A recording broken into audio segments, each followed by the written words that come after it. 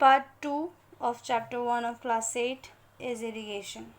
Irrigation means the supply of water to the crops, and it is of two types. But before that, we will read the sources of irrigation. For the sources of water, from where we get this water. We get water from well, kuan, tube wells, ponds, lakes, rivers, dams, and canals. Why irrigation is important? Because plants need water and minerals. We know it from the very beginning. So the supply of water at regular intervals is very important. Especially the supply of water, to provide water is more important during summer times. Here we can see the traditional methods of irrigation. What were the methods which were used earlier? First is moat, chain pump, dhekli, and rahat. We can see that this is the method of moat, the traditional method which was used in the ancient times, which were used earlier, and which is not so used in these times. This is chain pump. This is how the chain pump worked in the earlier times. And this is dhekli. And this is rahat. This is how the water was supplied to the crops. So in exam, if question will appear as what were the traditional methods of irrigation, we just have to write 4 points: moat, chain pump, dhekli, and rahat. You must not concentrate on making the diagrams of these, because these are not that important. These questions don't usually appear. But the important question is this, that what are the modern methods, and out of which one is has got more points, as in you'll get it later. So there are basically two systems: sprinkler system and the drip system. Sprinkler system, if we talk about it, it works, or it appears as if rain to the crops, because it is sprinkled all over the land where the crop has been cultivated at regular intervals. And in contrary to this, in drip system, water is made to fall drop by drop at the position of the exact crop or the roots. Now, why drip system and where? Drip system is basically used in a place where water is scarce, और where there is shortage of water, जहाँ पानी की कमी हो. इसीलिए drip system को राजस्थान जैसे इलाकों में या फिर एरिड या फिर सेमी एरिड रीजन्स में यूज़ किया जाता है, बिकॉज ड्रिप सिस्टम में ड्रॉप बाय ड्रॉप और कम पानी यूज़ होता है, more than sprinkler system, and water is not wasted at all. So what are the modern methods of irrigation? The modern methods of irrigation involves two: sprinkler system and the drip system. Sprinkler system में पूरा sprinkle किया जाता है and appears as if rain, and in the drip system the water is made to fall drop by drop in the exact position of the roots. Question आ सकता है नहीं आता है. It is a very important question, that which system is used in arid regions या फिर in Rajasthan and why? So answer होगा drip system, because drip system का हम फिर definition लिखेंगे कि drop by drop दिया जाता है position of the root में, क्योंकि पानी की shortage में भी ये use होता है. जहाँ पे पानी का shortage है वहाँ पे use होता है. Next is protection from weeds. ना मैंने बोला था कि मैं weeds के बारे में बताऊँगी. वीड्स वैसे प्लांट्स को बोलते हैं जो कि अपने आप ग्रो हो जाते हैं, जो अनडिज़ायरेबल मतलब बिना हमारे चाहत की, मतलब हमें वो नहीं चाहिए फिर भी वो ग्रो हो जाता है. ऐसे क्रॉप्स को हम बोलते हैं weeds. The unwanted plants are known as weeds. अब ये जो weeds हैं इनको हटाना ज़रूरी है. क्यों? क्योंकि ये हमारे जो क्रॉप्स हैं, मेन क्रॉप्स, उनके साथ compete करते हैं for sunlight, space and food, और उनके हिस्से का सनलाइट, स्पेस और फूड ये कंज्यूम कर रहे होते हैं. इसीलिए हमें वीट को हटाना ज़रूरी है to nullify the competition.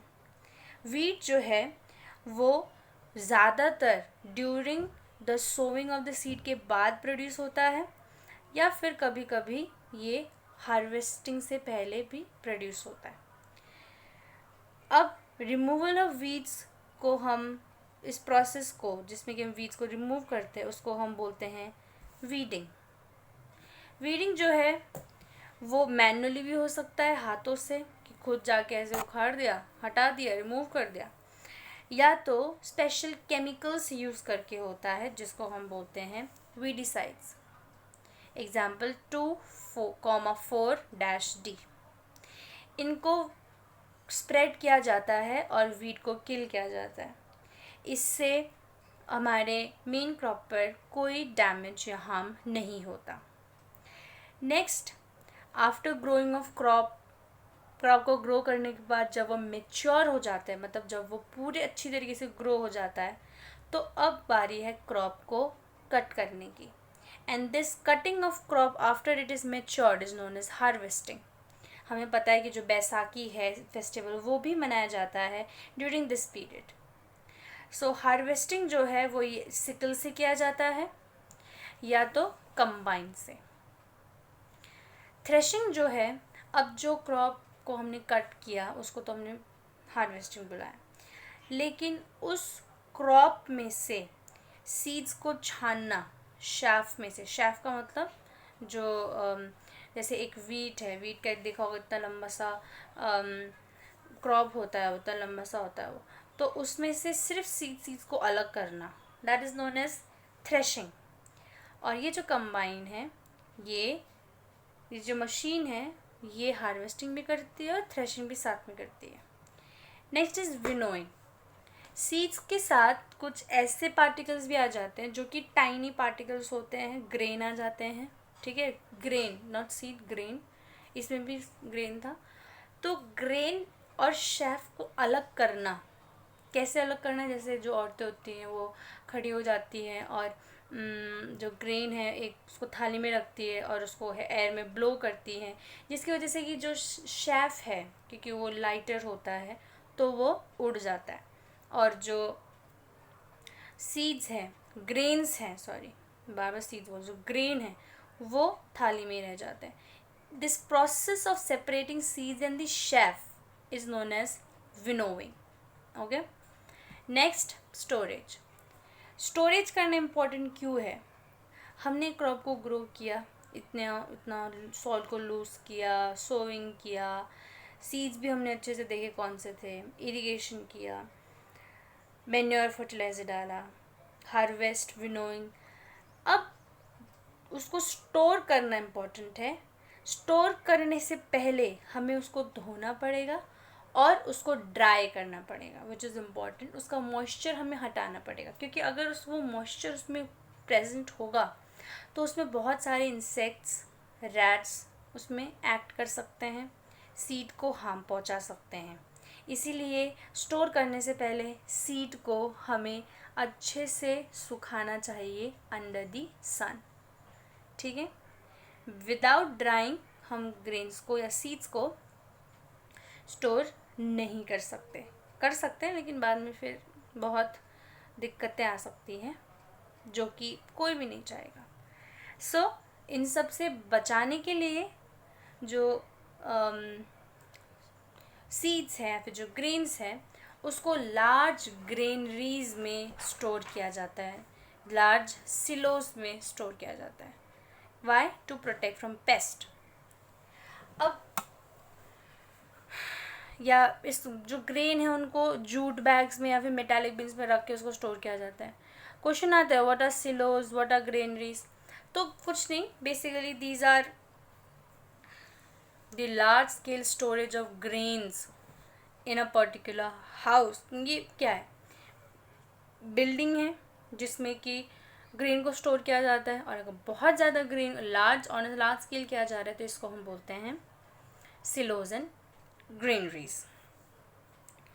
Dried Neem leaves, सूखी नीम की पत्ती, इसमें हम सूखी नीम की पत्ती हम यूज़ कर सकते हैं फूड को स्टोर करने के लिए, या फिर हम कभी कभार नींबू भी डाल देते हैं, है ना, to protect it.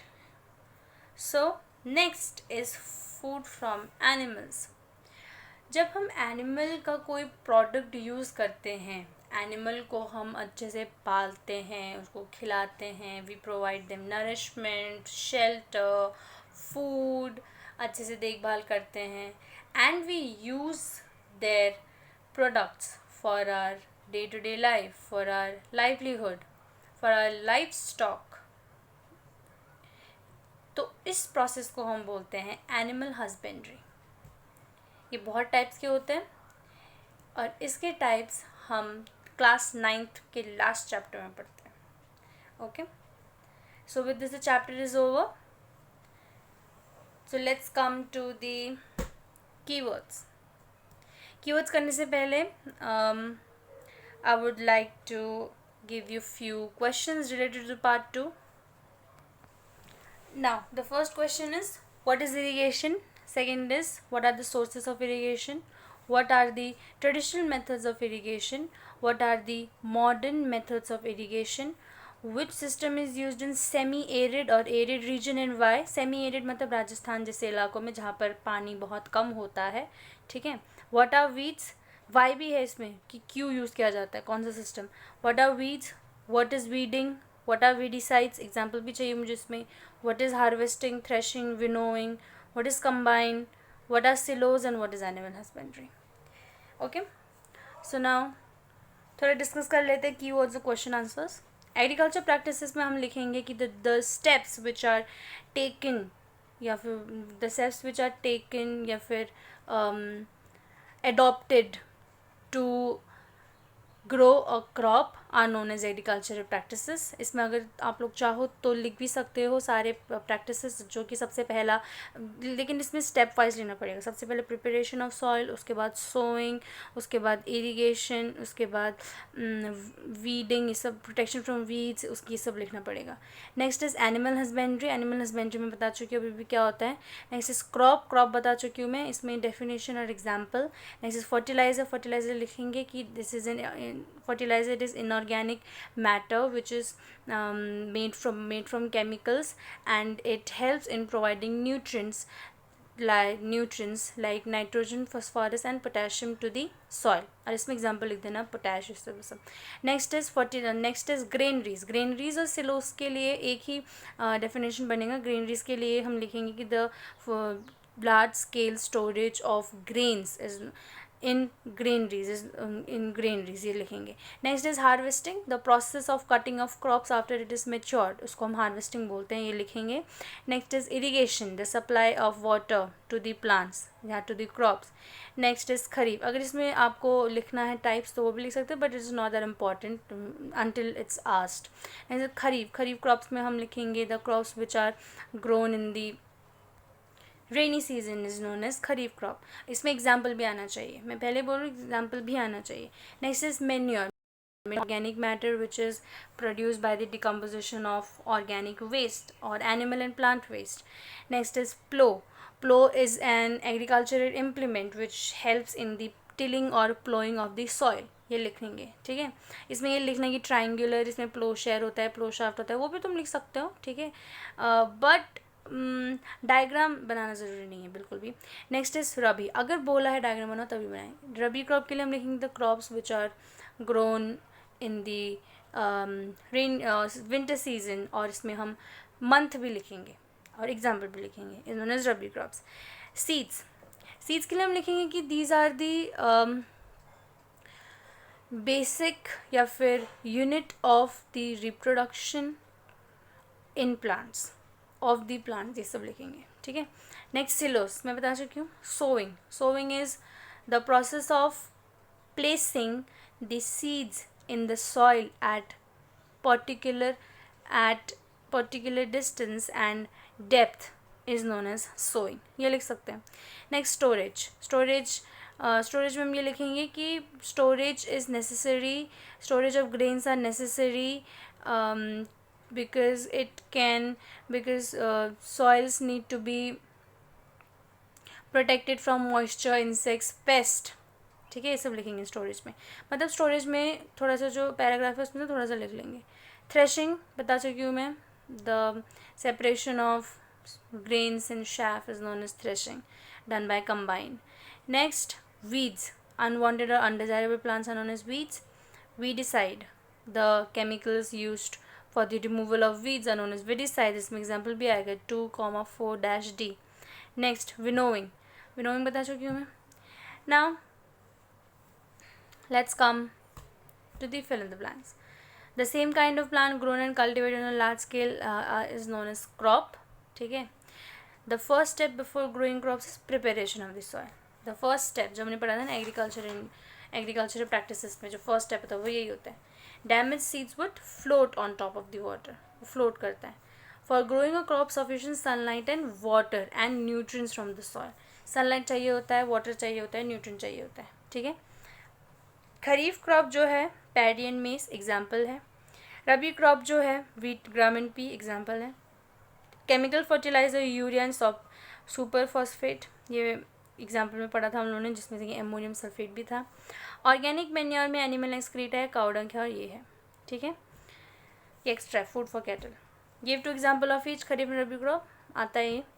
Paragraph in your own words on each of the following. Preparation of the soil. Preparation soil में सबसे पहले लिखोगे, पॉइंट वाइज लिखोगे क्लास. सबसे पहले लिखोगे कि first step in the agricultural practices for growing and cultivation of crop. Second point इसमें लिखोगे the preparation of soil involves loosening and turning the soil. Third में लिखोगे the big lumps of the soil is known as crumbs, CRUMBS. और third पे लिखोगे this is important. फिर क्यों क्या जाता है. This is preparation of the soil. If the loosening of soil is done or it is important so that the roots could penetrate deep into the soil for water and minerals, so that the root could get air spaces between the soil particles. ये सब लिखेंगे. And this also helps in getting the organisms या फिर the earthworms back into the soil, which helps in further turning of the soil. Next है sowing के बारे में हम पहले इसका डेफिनेशन लिखेंगे, या ना लिखेंगे तो डेफिनेशन लिखोगे, उसके बाद सीड्स के बारे में लिखोगे और ट्रेडिशनल मेथड और सीड ड्रिल के बारे में लिखोगे. नेक्स्ट है वीडिंग. सारे उसमें आएंगे पॉइंट वाइज में. वीडिंग में हम लिखेंगे वीड्स क्या होते हैं. पहले डेफिनेशन लिखेंगे वीडिंग की, फिर लिखेंगे वीड्स का डेफिनेशन और एग्जांपल लिखेंगे.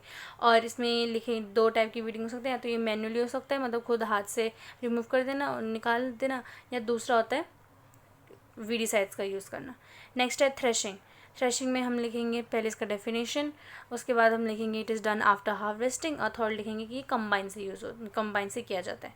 Explain of fertilizers are different from manure. इसमें हम क्या करेंगे, कॉलम बनाएंगे, एक में फर्टिलाइजर एक में मैन्योर, और इसमें लिखेंगे सबसे पहले में सबसे स्टार्टिंग में डेफिनेशन आता है, उसके बाद सब पॉइंट्स आते हैं.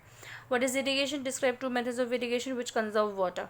तो इसमें हमें व्हाट इज़ इरिगेशन डेफिनेशन और 2 मेथड जो कि पानी को बचाते, कंजर्व मतलब बचाना. If wheat is sown in kharif season what would happen, discuss. देखो वीट जो है वो रबी क्रॉप है, तो अगर हम उसको खरीफ सीजन में ग्रो करेंगे तो वो ग्रो ही नहीं होगा. ठीक है, तो यही लिखेंगे. Explain how soil gets affected by the continuous plantation of the crops in a field. मतलब कि सॉइल में अगर हम बार बार कंटिन्यूसली कोई क्रॉप ग्रो कर रहे हैं बार बार बिना उसको without even leaving it fallow, तो उसको क्या होगा, तो सॉइल में जो न्यूट्रिएंट्स है वो लूज़ कर जाएगा.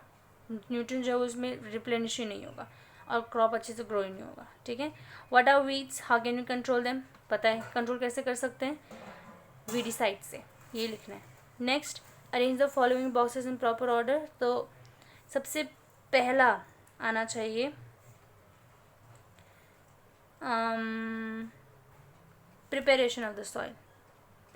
सेकेंड है प्लोइंग द फील्ड, थर्ड है सोइंग, उस सोइंग के बाद है इरिगेशन, सोइंग के बाद है मैन्योर, उसके बाद इरिगेशन, फिर harvesting and then sending crop to the sugar factory. अब ये देख लेते हैं. Providing water to crops, irrigation. Keeping crop grains for a long time under proper condition, या तो सिलोज या तो ग्रेनरीज या तो स्टोरेज. ठीक है. उसके बाद certain plants of the same kind grown large scale crop. Machine use for cutting the matured crop, combine या sickle. Rabi crop that is also one of the pulses, paddy, नहीं पैडी नहीं, gram. Process of separating the grain from chaff is known as winnowing. With this, the chapter is over, and the part 2 of chapter 1 for class 8 is also over.